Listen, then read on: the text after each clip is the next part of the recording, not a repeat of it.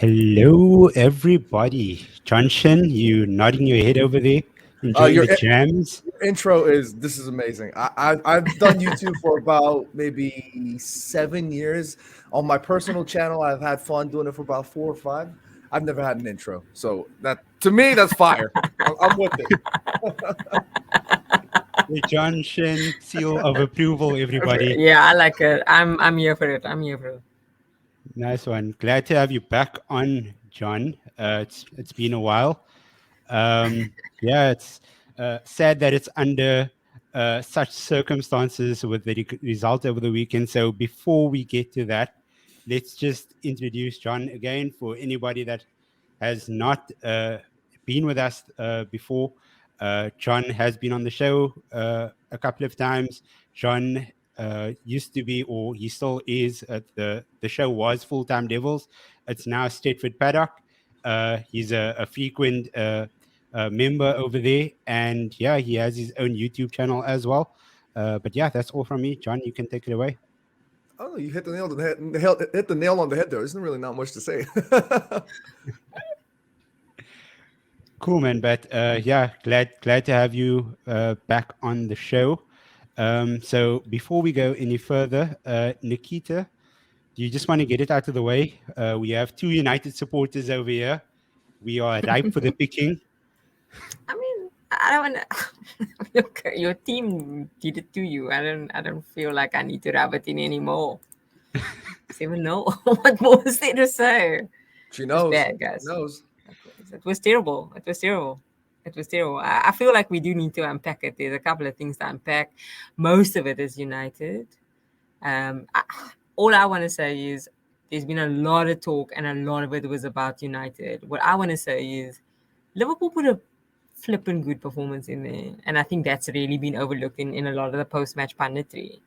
I was probably as surprised as most people, but yeah, it was really nice to see the front three clicking. Probably for the first time that well. I think we saw shades of it probably against Newcastle. I mean, we took Everton kind of like to the sword, but it was really nice to see against a club in good nick. Even going, I would say, kind of toe to toe, even really pressing you guys for the first 25 minutes in the first half, where I think you guys played really well in the first half, or quite well in the first half. Really seeing us in full flight. I mean, I don't think the midfield played. I don't think Henderson was really good at all during the game. I'll be quite honest. I think the midfield was solid for the first time. Like I always say, if Fabinho plays well, then I think our entire football team plays really, really well. And I think he was amazing on I Sunday think that night. was his best performance that I've seen from him in a very long time. Easily months, his best man. performance of the season. 100% AF, 100%. If he clicks, then our entire team clicks. And I think again from the back four, the back four was just chef's kiss. So yeah, I think Liverpool was great, and then I think the rest of the talking points are all about United. And yeah, a lot's being said. He's getting a really bad rep, rightly so, in Bruno. But I think what people are really, letting a lot of the other senior players get a free ride after all of that. Casemiro, Varane, those oaks have like 10 Champions Leagues between them, and to concede 3 is fine, but to concede 7. To concede 3 and then let 4 more in was really, really shocking. And that for me is some of the things that's really gone unnoticed in a lot of the punditry in the week that's followed what happened Sunday night. But frankly, I don't care. I'm just really, really stoked. Really, really hope this is a kick on for us for the rest of the season. And by kick on, I just mean I want to get top 4 and be done with the season and move on, pretty much. But yeah, really, really stoked. Very, very stoked. Yeah. Damn. I gloated and now Mubeen is here. You just finished my gloating session, Mubeen, you lucky fish. The timing is impeccable. I'm just going to go back to that point that you brought up about everybody jumping on the Bruno bandwagon.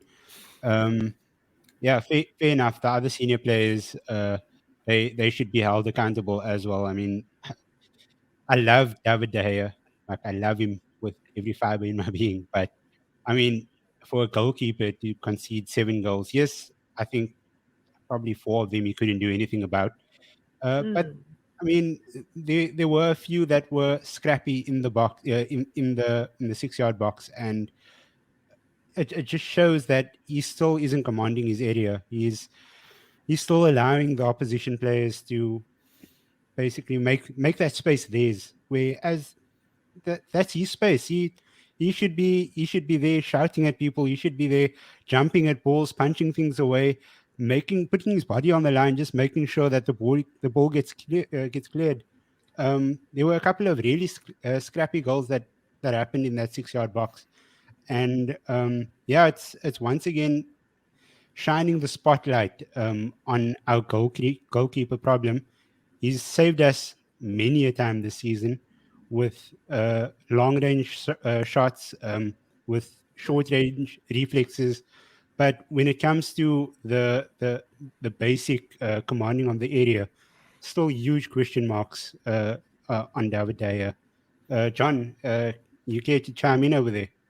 Yeah, I think it's safe to say that despite Manchester United fans, of course, feeling upset, that result, if anything, for me, it feels like a one-off situation. And it was just the worst one-off situation, considering the fact that Liverpool players were just absolutely ready and relishing the opportunity to. I've been talking about this many times on many of my videos, actually, that especially building up to that game, Liverpool were looking to find that one win, to find that real important turnaround point in their season, to galvanize them for the end of the season run, to knock Tottenham Hotspur off that top 4 spot, and to close the season on something that they could relatively walk away being happy. And what better way to get that kind of result, or to look for that kind of form change or the momentum changer, than a win against an in-form Manchester United. So you can clearly tell that Liverpool up for the races, behind, with the fans behind their backs at Anfield. That is a difficult game to go against. Somebody asked me, I used to do a series back in the day. I used to do a series called It's Like, where I kind of compare it to, compare football situations to daily life situations. So I compared it to me. Sometimes when I used to go on Full-Time Devils or these videos, most of the times I'm relatively sharp. I'm ready for the challenge. I have notes. I know what I'm ready to do. Even some days when I have notes, I'll come out into the camera and I'll say, and then I'll just glitch. Like literally, there are moments where your brain just farts, just absolute farts. It stinks. But most of those situations, you kind of go, or you take a step back, you go, okay, and then you reset. There were so many opportunities, especially at that half, where Manchester United could have reset. There was that mental reset that needed to happen. But when that second goal came in, you can clearly tell Manchester United players, their heads were gone. It was ready for capitulation, and there was no turning back from when your head goes. Isn't it? There's a different aspect when you're going down 3 goals or whatever, when your head's there versus when your head goes. And it didn't matter if Mo Salah had Lisandro Martinez touching the ground with his knees. It didn't matter if David De Gea couldn't command his box. None of that would have saved anything, because every single Man United player looked like their head was gone. And honestly, it's just a bad day at the office in the worst way possible. And I honestly think that, yes, it's an absolutely disgusting, horrible result. They could potentially use this as a learning curve, because a lot of these fans, it was a reactionary result, and rightly so, because losing 7-0 to Liverpool, let's be real, that's unacceptable. But that being said, it's one of those things that I think they can use as an opportunity to learn from each other. Those are the moments where you can talk about things that you maybe couldn't have talked about before. Like, for example, a lot of people were talking about Bruno Fernandes. Everybody was talking about how Bruno Fernandes, sometimes people don't like his petulance. People don't like X, Y, and Z. They don't like it when when he gets hit in the chest and he grabs his face. There's a lot of things that people might seem to complain about Bruno Fernandes. But what people shouldn't take away from Bruno is that he is willing to die for the team. He is that kind of typical Jose Mourinho player, that he doesn't care if Bruno Fernandes is walking down the street and they're hurling feces at him and saying, Bruno, you piece of shit. He wouldn't even care, because he will die for the team. That's the kind of player Bruno is. He wants to win. And for me, players like that, if they need to bring up a conversation where maybe didn't need to be brought up before because you were winning, right? If you're losing and, for instance, he goes down and he's a captain and whatever, maybe you could bring up things like that. This is the perfect opportunity where certain things that you couldn't address could be addressed, certain opportunities where the emotions that you were feeling before, maybe you're doubt. If Eric Ten Hag maybe came out, maybe they won the Carabao Cup, and then the next day Eric Ten Hag was like, "What the fuck are you doing?" And they're like, "Whoa, dude, chill out. We just won the Carabao Cup." This is the opportunity for Eric Ten Hag to be like, he doesn't even have to say "I told you so" for them to feel "I told you so." You know what I mean? So I'm trying to look at it in a very positive light. I'm sorry, I just went rambling on, but I think this is a great opportunity for them to just look forward and just bury it. Just bury it. And what better way to do that, especially in the Europa League against Real Betis, who I think they're 5th in La Liga, and that's not, Yeah. and I'm not trying to disrespect them or offend any Real Betis fans in any way, but it's a great opportunity for Man United at Old Trafford to bounce back and build up momentum once again going towards the end of the season. Yeah. I must say, I was literally immediately my pivot on Monday was, yeah, but for me to ship 4 goals after you go 3-0 down it's a mentality issue. But then I was like, but hold on, this is Ten Hag's first season, and I am the queen of like, give Arteta time, he will come right. And look at this guy, is like, he's not. I still believe he's not going to win the league, but I mean, Ten Hag is going to get rid. I reckon he's going to get rid of a lot of these guys. I even think he might get rid of Bruno, because I don't think Bruno is it. He's not it. And I just think you're so right. I think this is probably just a tipping point, despite it being this is the 3rd time you guys have gotten absolutely nailed and shipped goals this season. I just think this is probably the tipping point where the guys go, where he goes, this is absolutely enough. This is embarrassing. There are a couple of you guys that just do not belong here. Scott McTominay probably being one of them, Bruno maybe being another one of them, and just saying, you just don't have a mentality to be a Manchester United player. Cheers, it's been emotional. The same thing he did with Cristiano, which was a massive call to make. Same thing he did with Paul Pogba, massive call to make. And it just shows he's, even the way he came out and did that post-match was just like, he's a Manchester United manager. You know what I mean? Like, there's nothing more you can say, and that's very alarming as a Liverpool supporter. And I just want to add that, like, yes, Manchester United I talked about head loss and whatever, but Liverpool were actually playing great football throughout this entire season. I've been making content about Liverpool, and I'm not gonna say I take joy. I'm not gonna say I take joy in making that video, but I've been watching Liverpool's performances, especially with specific reference to the likes of Fabinho and Jordan Henderson, and I felt like one of the reasons why they have not been getting the recent decent results throughout the entirety of the season was purely because of the fact that those two players, in my view, just couldn't keep up with Jurgen Klopp's high octane football. There were statistics that I was looking at where they just couldn't keep up, and it was just, I don't know why that was happening. Fabinho is still, a player at an age that could be capable of doing certain things. Maybe same could be said for Jordan Henderson, but the fact of the matter is, despite those two players in question, the way Liverpool came out with their new forward line, the brand new forward line, moving on from the days of Firmino and Sadio Mane, to bring on Darwin Núñez, those kinds of players, the profile of these players, Cody Gakpo, like, I think this was the perfect stepping stone for Liverpool, like I just said before, in the most perfect way possible, and I just can't see them slowing down at this point. If they slow down, then it's just indicative of the fact that certain players from Liverpool also need to be axed, like clean axe, they got to go. But maybe if they can salvage their career, certain players, with respect to maybe Fabinho in particular, like, from a Liverpool's perspective, this is their perfect opportunity to, push on. Yeah, and I think that's, I think I mentioned it on the pod so many times, and that's what Jurgen Klopp has been doing over the past year. He knows people are going to move on. I mean, Sadio Mane did it. Roberto Firmino, he announced that he's not renewing his contract. I think Yes. Oxlade-Chamberlain goes as well. Naby Keita is going at the end of the season as well. So the fact that Jurgen Klopp has been so proactive with getting in players, um, basically forecasting all these other players that's going to end up leaving the club. He's very he's very well placed to carry on whatever he wants to carry on his process. And he brought in Luis Diaz and Diego Jota. When was it? About a year ago. Um, Jota came in the January window last year, if Uh, I'm not two mistaken. 2 years Two ago. seasons ago. 2 years Diaz the ago. year Yeah, last Diaz year, came but last Diaz year. yeah, last year. Yeah, yeah, yeah. quite right. So I mean, so the fact when Sadio Mane left, those players could just slot in. It's just unfortunate Mm, that they both got injured at the same time, and that was mm, indicative of what happened to Liverpool at the starting of the season as well. They had all these injuries that just kept on piling up, and it wasn't just French players; it was their star players, Virgil van Dijk, and he came out and he admitted that he's been playing so much football, and his body just couldn't keep up with everything.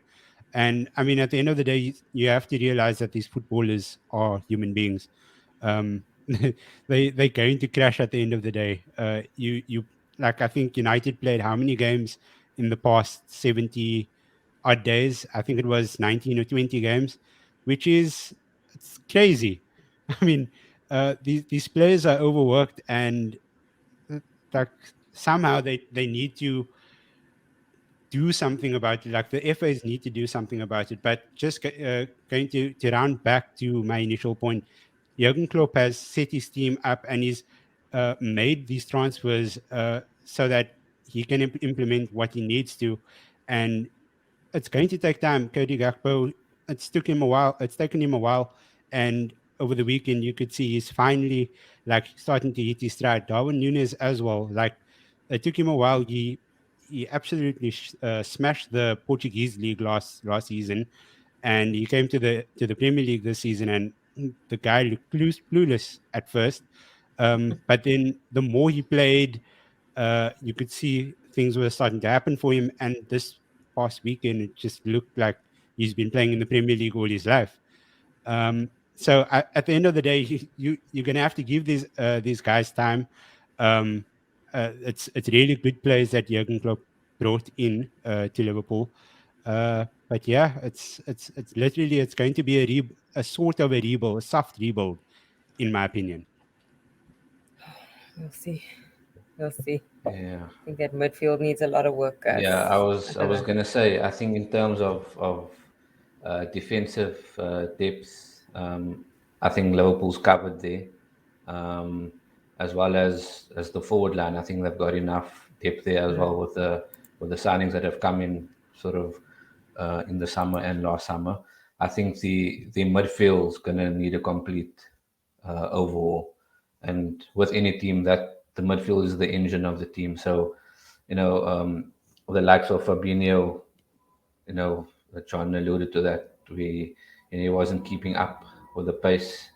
Um, and then, like we said, Ox and Naby Keita are on their way out. So, he's got to probably look at bringing maybe 3 or 4 quality signings in the summer, and then give them a couple of games, and I'm pretty sure Liverpool will test straps again. I don't think they're in a very dire position. Um, so yeah, it's actually kind of scary, but that's next season's worry, I Well, in suppose. order to get in Yeah, order to get those players in, they're going to need to get that fourth spot. So, I yeah, mean, if they want to get the agreed. likes of Jude Bellingham into the club, they'll need to make sure that they can see off Spurs and Newcastle. Agreed, and again, like John said earlier, I don't think there was a better moment for them to get their season back on track than Saturday or Sunday rather, by playing, a game like that, football like that. Yes, I think United were just absolutely putrid. Um, but if you go back 2 or 3 games before that, they got a couple of wins in, and they slowly started getting momentum. So, the ball's kind of in their court if they're going to continue their momentum, if they're going to fight for Champions League spot, whether it be fourth or third. Um, but if they're going to continue the way they are playing, then I have no doubt that they could end up in a Champions League spot. I mean, I don't think Spurs will manage to stay fourth with the type of football they're playing. I think Um, Newcastle What also was that sort of eagle? gone off the boil a bit. Mubeen, Yeah. been with the subtle jabs here. No, I mean, I'm a realist. um, the Spurs aren't doing anything wonderful. And like I said, Newcastle, they were up there. At one stage, we were battling them to get to third.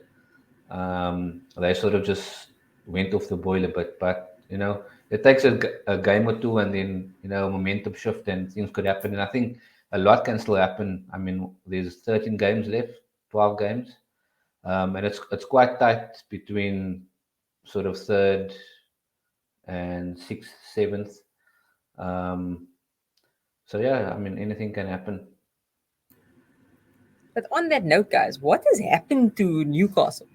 I mean, realistically, Yeah, what we were has hoping happened on Ossie would be on the Tyneside? show. Yeah.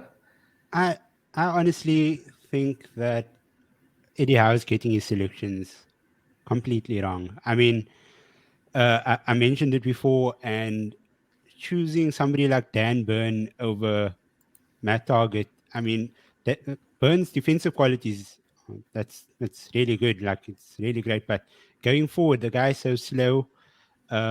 He's just not effective. And in order for Newcastle to play the brand of football that Eddie Howe wants him to be, which is quick, agile, quick passing. I mean, Dan Burn's not going to give that to you. And a lot of these clubs and a lot of these teams, they want to be playing quick passing football, like sort of a modernized tiki taka, if you can put it that way.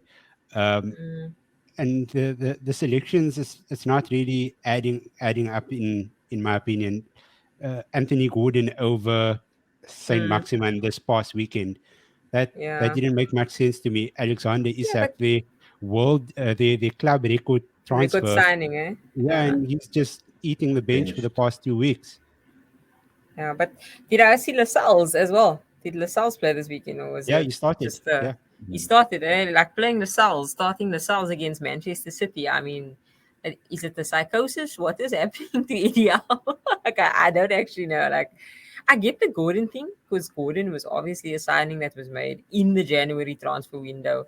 He's not a signing for the future. He's a signing to make an impact now, right? To get them top four, because top four for them is a is a opportunistic top four this season, right? Like realistically, like top four for them now is not the top four of when Manchester City made their oil money top four 10 years ago, whatever. Right, which took them, I don't know, took them 2 years, 2 years, 3 years to make top four, whatever.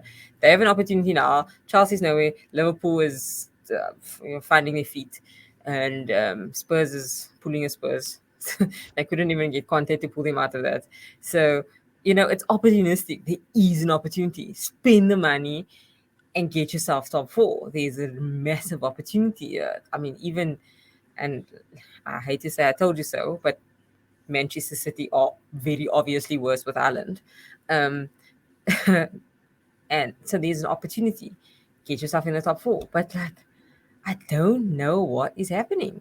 And I'll ask the question, and maybe Mr. Shin can weigh in here. Is Newcastle right now, devil's advocate, right? Because I'm the only Liverpool supporter on the podcast this week. Don't Newcastle right now, 8th of March, fire Eddie Howe? Do they not fire him and get someone in who's going to get them top four? The short answer to that is no way, because the reason why What?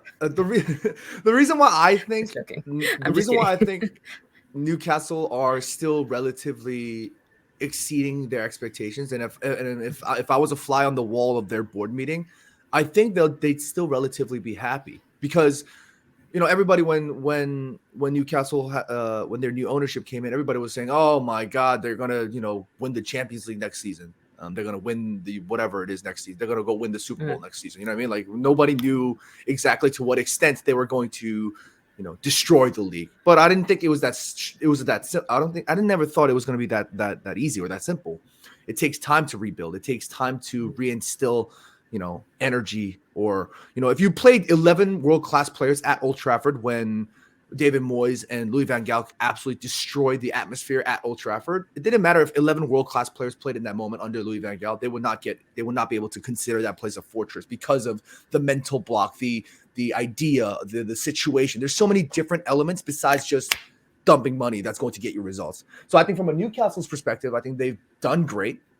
Now, with respect to substitutions and decisions and whatnot, to me, this is not a surprise at all because we've talked about this season being different than that of other seasons because of the World Cup that happened in the winter. When usually teams, when the table really starts to take shape is around January time, sometimes stretching into February because of the pile of fixtures that start piling up for especially the top 4, top 6 teams around December time, Boxing Day, all that stuff comes in, and in January just start killing teams, and then you start seeing injuries, and then you start seeing rotations, and then before you know it, around February time, you're looking at the table, go, where did this happen? If the weird changes happens, it's around February time or late January, February. This season, because of the World Cup, it's been kind of pushed back a little bit, that schedule, if anything. Schedule. And I think Newcastle, yes, their results are bad and whatever, but I think they've overexceeded in my view, and I think they're doing a relatively good job. If they don't make it into top 4, I think I'd be gutted if I was a Newcastle supporter, but also at the same time, I think if I'm a Newcastle supporter, I'd be relieved that we're at least up there. People seem to forget, like, these people were fighting relegation. They just came back from the championship not too long ago. You know what I mean? Like, for their fans, the position that they're at, they couldn't ask for more. Like, they're still drinking, they're still getting hammered, and they're still having a great time. In my view, they're gonna go, oh damn, Champions League position, that sucks. If they made Conference League, I think they'd be happy. You know what I mean? It gives them an opportunity to get into the European cycle and then to bring new players in. It's gonna take time for that rebuild to happen. And I think from a Newcastle supporter's perspective, I think they'd be all right. No. Bang on. 100% aligned with you. 100%. Although I think I side with you. I think it's an opportunity for them, Nikita. And I'm not too sure, so I'm going to just refresh my memory. How much did they sign Gordon for? I think it was 45. 45, huh? So if you're signing someone for that amount of money to make an impact now, I don't think Anthony Gordon was the person to have signed. My opinion. I think, a wonder kid at Everton in a mediocre team, maybe even sub-mediocre, the way Everton were performing. I don't think Anthony Gordon was the person to have signed to take this opportunity and sort of grab the full spot. Yeah, Newcastle thought that this was Wayne Rooney 2.0. The guy went on strike. The guy went on strike when his boyhood club was in the relegation zone. It's like, yeah, that's not the oak I'm looking to sign. Yep, 100%. I'm just going to switch gears to another team that just dumped $1 gazillion into their transfer window and are finding themselves chilling in 10th spot in the Premier League. And that's Chelsea. They got away with a 2-0 win last night in the Champions League. The referee had a bit of a shocker, in my opinion. Feels like every single call was going against Borussia Dortmund. But yeah, you guys just want to speak about how Chelsea's season has gone, especially since January. Nikita, Mubeen, John. I mean, I can pretty much say that from a neutral's perspective, watching Chelsea, it's actually not been as. No, it's been crap. But recently, at least, I've seen the sparks that I thought, okay, maybe if they get a decent result, they could put together a string of performances. Like, if they're just waiting for that one result, and that's why I didn't think it was all that too much of a stinker. I mean, it stunk the entire season, but it wasn't as like catastrophe as many people put it. And I forgot which game I watched. I think they lost 1-0. I forgot. It was a recent game, but they were putting chance after chance, and it was just that one final ball at the very end that just couldn't be met. You know what I mean? And it takes that one result, like I said with Liverpool, that one result for them to switch things and potentially put things together into perspective for them. And now they've been getting wins, and yes, they're down 10th, but if Chelsea can somehow climb back up to even 6th, which is going to be a tough ask, and I honestly think they could, in my view, given the amount of money that they've spent, if they can do that, then they'll say that, wow, our season's been saved. I don't know if they'll be happy with 6, but given their conditions with respect to new ownership and blah, blah, blah, and the money that they've spent, they're going to need something. And I think 6 would be a decent finish for them. But those players that they've signed, they're decent players. You know, it's not like, you know, every banter, you know, we're all bantering them, talking about Mudryk and talking about all these players. They're decent players. And that squad is actually on paper pretty decent. It's just like I said, for me, it all comes down to mentality. It comes down to the situation. This new ownership comes into Chelsea. Stamford Bridge, from Chelsea fans' perspective, it's a fortress owned by an oligarch with Roman Abramovich. Whatever you think of him, from at least his perspective, has done a relatively decent job from at least a Chelsea fans' perspective. He's been ruthless and they've been winning. And then this new American guy comes in, and he instead of saying, "Oh, hello, how are you?" Instead of hearing that, you hear, "Hey, what's going on?" You know what I'm saying? Of course, you're going to go, "Oh shit, what the hell is happening?" You know what I mean? And for that guy to come in, and there's so many changes. You know what I mean? It's a mental thing that they need to get over. That aspect is so huge. And I think from Chelsea's perspective, it's taken them a while. But I think they're slowly getting to that point. I wouldn't be surprised if they lose again, though. You know what I mean? Like it's like I said, it's not easier said than done. I think from a Liverpool's perspective, I think they probably have felt that like switch, and I feel if I'm a neutral, I feel much more confident if I had to put my money down on a bet, saying that Liverpool would have a stronger finish than Chelsea in terms of the way they gather points towards the end of the season. But there's no explaining the shit show that's been happening with respect to Chelsea, despite the money that they've spent. It's just they just don't look like they were cohesive. And that comes down in partly due to the fact that there's a lack in teamwork and all that cohesion, blah, blah, blah. But mentality was at the focal point of it. Might also come down to the fact that they have a really average manager. He's I was just going to say that. Yeah, you took the words out of my mouth. Yeah. I think the turning point in this season actually came by sacking Tuchel and appointing Potter. He's a likable guy. And I think he was doing wonders with Brighton.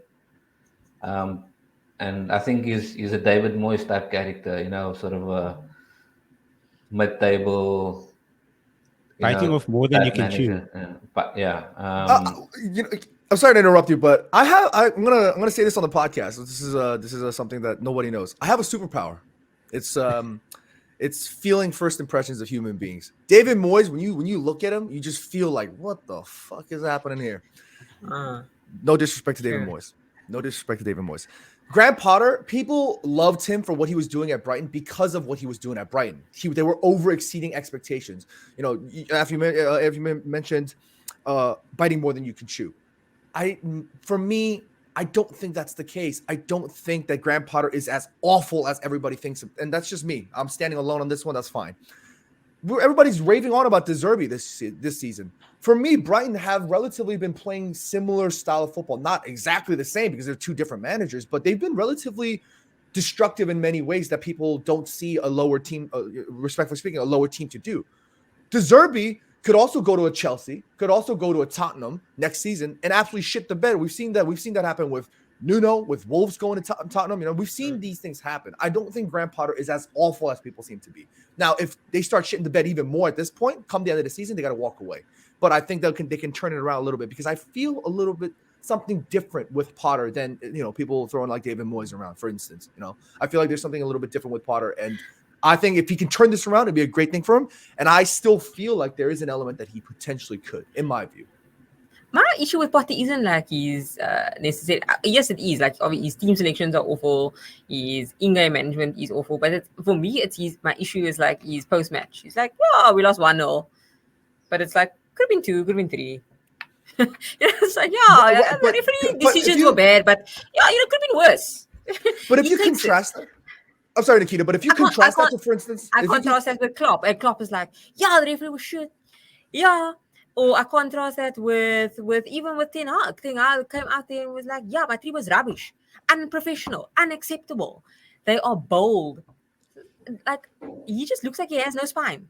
Right, and I'm just like, that is not the top 4 manager. I'm sorry. Right, but can I mention another team there? This team in particular, Ajax. When you saw Alfred Schroeder in this season, the reason why, in my view, he got sacked was because he completely lost the dressing room. He came into this job. Of course, he was given promises from Edwin van der Sar and the board that they were going to back him with players, considering how much they've sold. of course, they couldn't fulfill him on that promise. So there were elements from Schroeder's perspective, at least, that felt like, all right, I got dicked over here. That being said, you're still at the end of the day the manager of Ajax Football Club. You still have a job to do.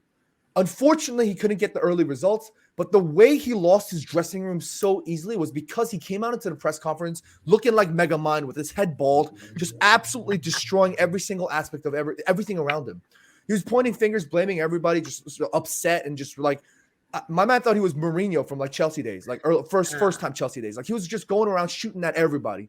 And when you do that, you, especially in this modern day and age with the players and how people and the way the player's psyche works these days, you cannot run a football club like that. If Graham Potter came out into these press conferences after their bad results, and he goes, fucking Kai Havertz, you fucking Cobra Kai my ass, my man can't even finish a fucking goal. If he came out and just started shooting at everybody, these players go, what's my man talking about? Like, this man just came from Brighton. I don't even know where Brighton is. Like I don't even do they even have an airport? Like they're gonna lose. He would have lost that dressing room so quickly. So from my perspective, what he's been doing, at least, I wouldn't say it's great because he's getting his ass beat, but I think that's the most he could have done, and that's why I actually enjoyed that. Like David Moyes, he was different. Like he came out and he was like, I respect Manchester City. Blah, blah, blah. That's crazy. That's a different story. Like if Graham Potter came out and said, I love Tottenham's white color, I think that's beautiful. Like, then you're gonna go, what the hell is this kid doing? What is he doing? But that wasn't the case. I think he kind of kept it positive, kept it jolly, simply because he wanted to keep his dressing room intact.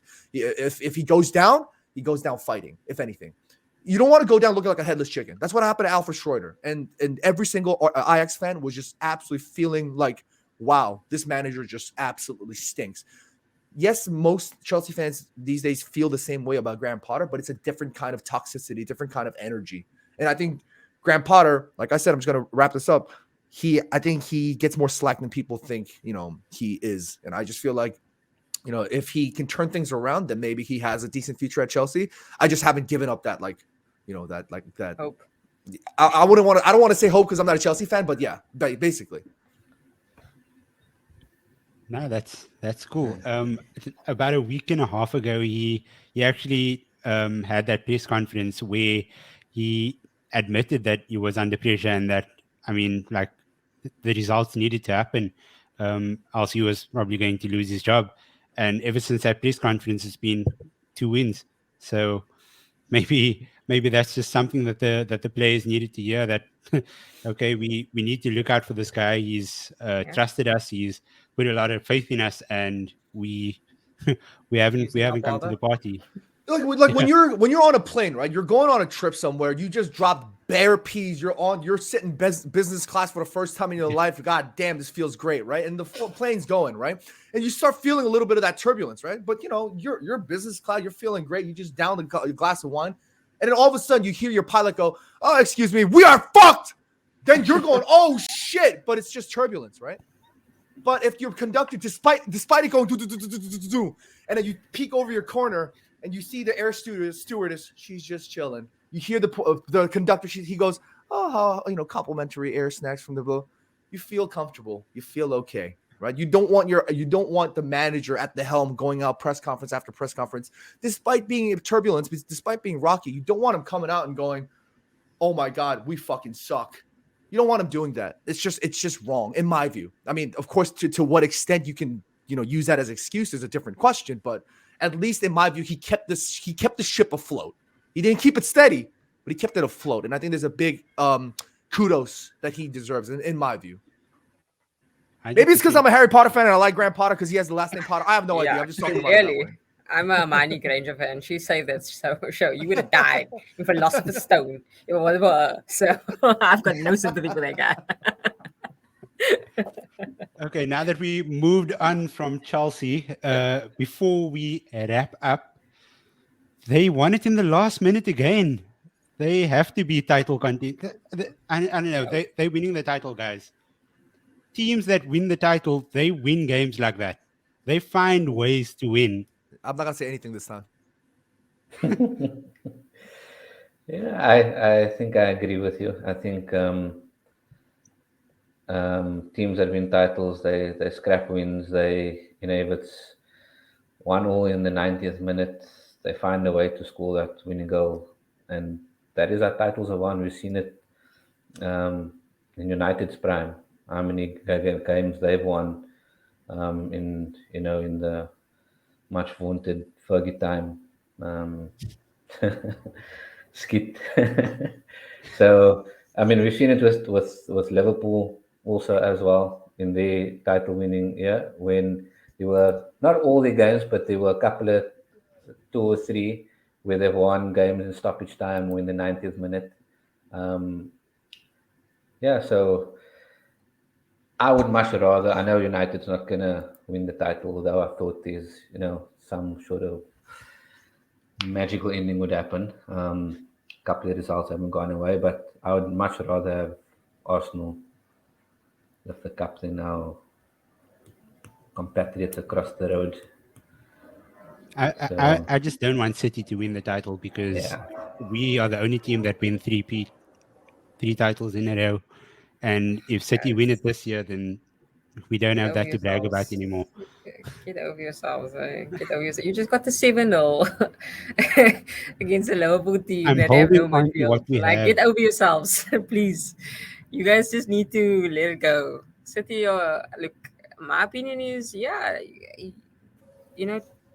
title contenders do come and win it in the last seconds, the dying seconds, but they're not doing it at the beginning of March against Bournemouth at the Vitality. I think it's happening too early in the season. They're gonna burn out. Look, this is not an arrogance thing. Having gone toe to toe with City, how many title races now? They just have too much in the tank. They just go on a run now. They just win every week in, week out. And they just make it look easy. They turn over Newcastle, they turn over everybody. And this is when they really flex their squad. They got an A team, a B team, a C team. They're all capable of winning the Premier League. And if Arsenal are struggling to beat Bournemouth at the Vitality, look, we might struggle to beat Bournemouth this weekend. In March, then I think it's going to be just like 2 or 3 points too far for them. And like I said, he's done incredibly well with this team. Jeez, you got to take your hat off to them for even flipping, making it a contest. And if they go and win it, then flipping hats off to them. But I still think it's City for me. City 1, Arsenal 2, United 3, Liverpool 4. Can I just ask, is the reason why the opposition fans, especially Man United fans, is the reason why we rather have Arsenal win simply because of the fact that they don't want to see City doing the three-peat? Because to me, I couldn't be bothered. I'm going to be completely honest with you. I couldn't give a rat's ass if City did a three-peat. And the reason why I feel that way is because call me deluded, we can go and do 4. You know what I mean? There's always that to be done. I'm not saying that's easily done, but I'm saying that could be done, right? You could break that. Yeah. I'm more annoyed about Arsenal fans because I know one City fan who literally just decided to pick a team because he's great at fantasy football, and he was like, City players always do well in fantasy football, so I'm picking City. These are City fans, and from in the world that I live in, New York City, with millions and gajillions of people from around the world, I see Arsenal fans everywhere, and they're the most annoying. In my view, worse than you guys. Look, I'm going to be completely honest. I think the top 3 worst fans are Liverpool, Man United, and Arsenal fans in conjunction, all top 3. They just share it. It makes sense because these are fans that went through the 90s, 2000s, watching their teams do really well. So I understand why they're annoying, but I cannot deal with the Arsenal fans already. They're already parading. We're in New York. I'm walking down the street in 40th Avenue. I hear somebody talking about Arsenal winning the league. I don't want to hear that. You know what I mean? Like, I already have friends messaging me about how Arsenal is going to win the league, smiling. I don't get rattled or bothered, but I just feel like it'd be much more delicious from a opposition fans perspective if we could see Arsenal, lose that fantastic momentum throughout this entire season. I think that'd be much more a fun Premier League story. Of course, I personally still think that Arsenal are going to win the league because I think they've been fantastic, and what Mikel Arteta has been doing has been incredible. You're taking a look at what they did with respect to, like in the last game, Reece Nelson coming on scoring a goal. Jorginho scoring in the 93rd minute. Like, these are things that define Premier League winning titles. They're going to go, these are the games where if I'm a producer, come the end of the season, if I'm making the season recap DVD, I'm burning these 2 games as pivotal points, as game changers. Like, oh man, we won the league because we came with results like that. You know what I mean? And they continue to exhibit Premier League title winning behavior.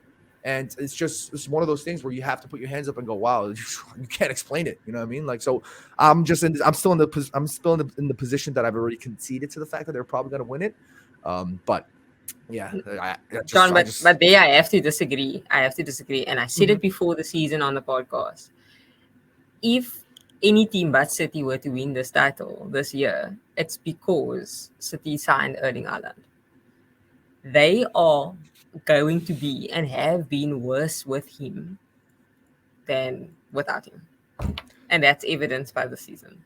I just want to say one thing about that though. I've been researching to try and make a video on why Erling Haaland is, why Man City in particular are doing worse with Erling Haaland. Because I was like, that surely can't be it. Erling Haaland's on a goal scoring madness.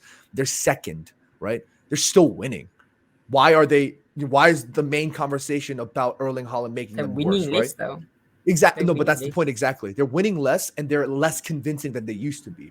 So watch their performance in particular. And I just feel like that winning less thing and they're looking worse with Erling Haaland is simply due to the fact that Erling Haaland is still a young player. And I think he still lacks experience in conjunction with the fact that there's players around him who don't know how to service him. Like, I was watching this one game. I think it was against Leipzig. They forced the service through him. Is it not that? They forced the service through him now. Yeah. Right. But Erling Haaland. Yeah. But certain games you need to understand, okay, we got to just dump it to him. Hey, Erling, get up there. We're going to just don't worry about us. We'll give it to you. Certain games you have to go, Erling, come down, help us. There's certain games where you have to switch things around. There was, I forgot what game it was. It might have been against Leipzig, or it was a Champions League game where they were playing, and Erling Haaland was doing everything he could to get involved. But it was just like their foot wasn't matching. It's like as if you're dancing tango and you're just stepping over each other's foot every single time. Like Bernardo Silva in particular, that was the name in particular that I wanted to reference when I was making that video. My man was making all bad decision after bad decision after bad decision.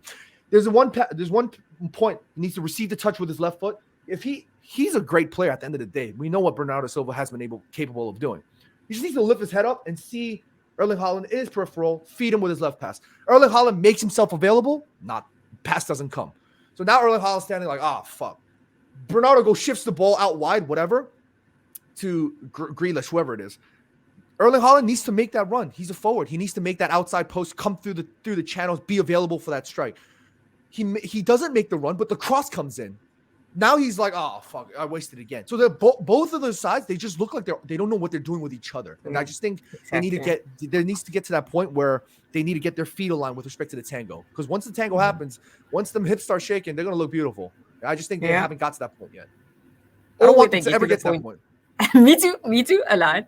But I also thought that he would have his standard serious injury.